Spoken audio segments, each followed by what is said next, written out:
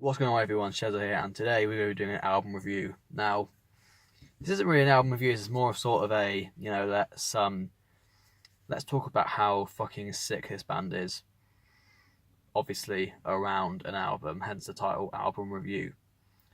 Yeah, so today we're going to be doing, we're going to be doing this modern thrash masterpiece, Lost Society's Braindead. Now, a little bit of background information. In Lost Society, they're from Finland, and they play a form of thrash metal where it's just regular thrash, but with a lot more groove involved. And obviously, because they're from Finland, you've got to have melody in there. So obviously, Finland's a very melodic country for some unknown reason. All Finnish bands love to be melodic. They love to have their neoclassical, guitar harmonies and solos and whatever. And that mix of the crushing post thrash groove makes this band really, really good.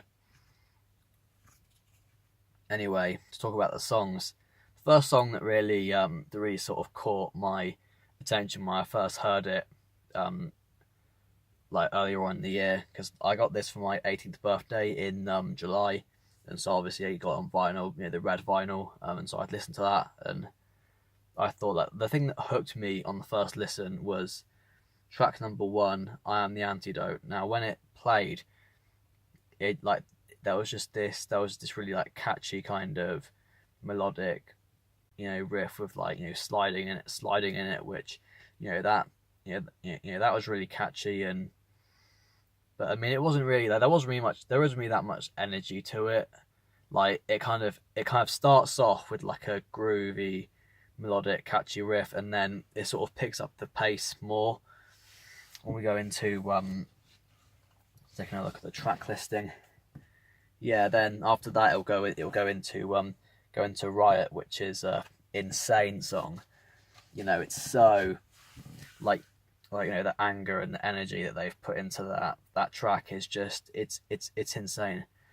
It really is. And the fact that and what I think is really cool is that their singer uses what I call the kind of uses what I call the Scandinavian mid range, where it's not a growl, but it's not a scream. It's kind of a mid range yo, and it's like Alexei Leov and Children of Bodom obviously popularized it, and so did all the other Swedish melodeath bands. But the guy from this band, I don't know what his name is, because obviously I'm not from Scandinavia, so these names I've never heard them before, so they don't stick into my head.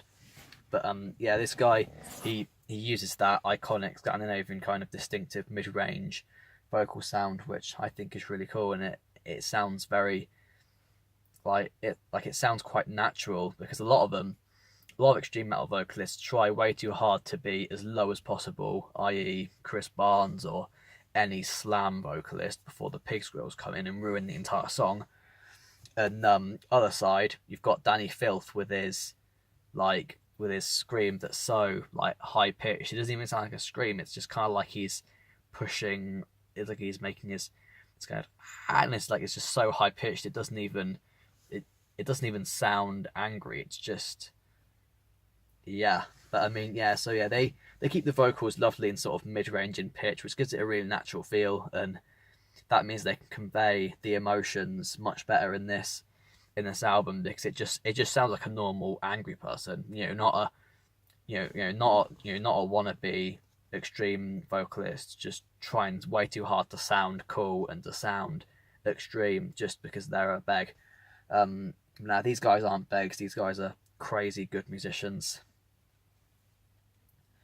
Another highlight for me is Rage Me Up. That's another angry song. And you see these one thing that really just blows my mind about it is these guys, they're so young. I mean, I've no idea what their ages are, but you can definitely tell that they've got something about them which is crucial to a thrash metal band, is the fact that, because obviously they're young, they don't have kids, therefore they're so energetic and so angry, and you can definitely feel the energy they're putting into it. Because one thing that I've noticed, or not something I've noticed, something like various people that I speak to about metal have noticed, is that when a musician has kids, all the energy and the passion and everything all goes. Obviously, the exception is obviously Peter Wojcik from Vader. He's got 2 kids and he's still an absolute beast. But yeah, these guys have got a young, primitive energy to them that you can't reproduce, no matter how hard you tried. They've also got a cover of one of the one of the hair metal Pantera songs, PST88, which is obviously off the Power Metal album, the first one I did with Phil. Something I think is crazy about that is that you listen to Power Metal, then you listen to Far Beyond Driven or The Great Southern Trendkill, where it'll go from the high pitched Rob Halford screams on Power Metal to like the hardcore shouts that has become synonymous with 90s groove metal. That's just an insane difference. And obviously, you travel much further forward and get to what he's doing now with Scour, and it's like, death growls and black metal screams, which I think is crazy vocal evolution for Phil. But I mean, yeah, we're going off topic. Let's go back to Lost Society. They covered a Pantera song, and that's very cool because there's essentially what they do is they essentially do a finished version of Pantera, but just with more thrash, and it's faster and looser and angrier, which I think is very cool. And they don't do the whole wannabe tough guy kind of image because I think they know how cringy it is, so they don't do it, which is admirable. And they've got a bonus track, which is the title track of their 2014 album Terror Hungry, but a Californian easy listening version. I mean, that's a really cool idea. Redoing one of the songs in a different style. That is a really good original idea. I mean, or at least I think it's original. I'm sure other bands have done it before, but I've just never seen them do it. So Lost Society, their way of doing it is so fresh, and I love that. But yeah, something I think is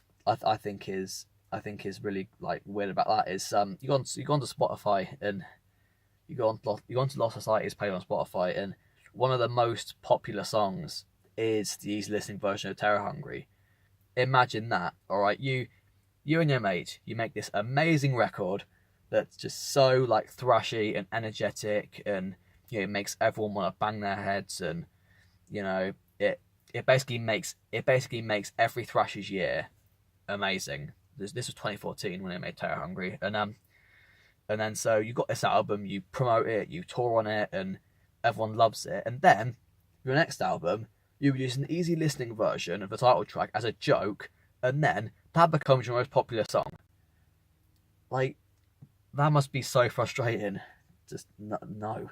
And obviously got Overdosed Brain live, which I don't really care about live tracks.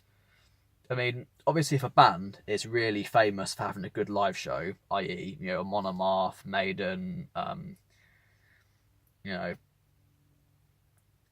Carnifex, all these, Dark Funeral, Vader, all of these anthemic, theatrical bands, Amnesia for Waste, all these bands that have become famous for their live shows. Obviously, I'd want to hear a live album from those bands just because it captures the atmosphere of their live show, which is a really cool thing. But bands that are more famous for playing studios, i.e. Lost Society, I mean, obviously, I'm sure they're great live, but I've never seen anything from them, so I can't really comment. But yeah, so mainly for the most part, live tracks I just skip. But yeah, this is becoming a fucking long video for just one album that I'm going on about, so we have to obviously, wrap it up there. Why the fuck you lying?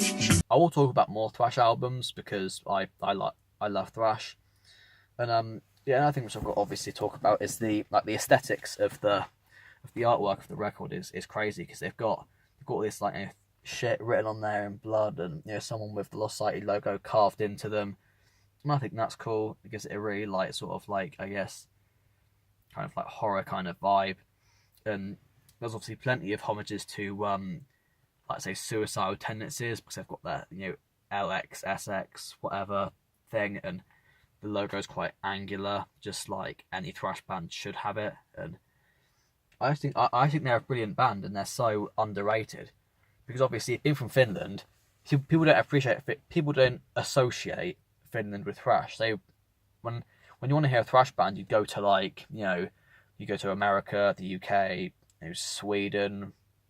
Some of us are Sweden, I don't know, but yeah, you go to like Germany, America, UK, places like that. Countries like Finland are so overshadowed by melodic death metal that thrash just doesn't get any kind of like appreciation, and that's kind of sad because these are one of the best bands of the new generation for thrash. Um, as they mix the groove, and the intensity of Overkill with the melody and vocal rawness of Children of Bodom, which I think is amazingly lethal combination. And you have to listen to this album like just now. Literally, just close the tab and you know and look for this on Spotify, or just go up to a search bar and just search for the album. I won't be offended if you click. I won't be offended if you click off my video. Fuck this stutter shit. I'm awful with that. But yeah, I won't be offended if you click off my video. So if you're gonna listen to this, so yeah, peace.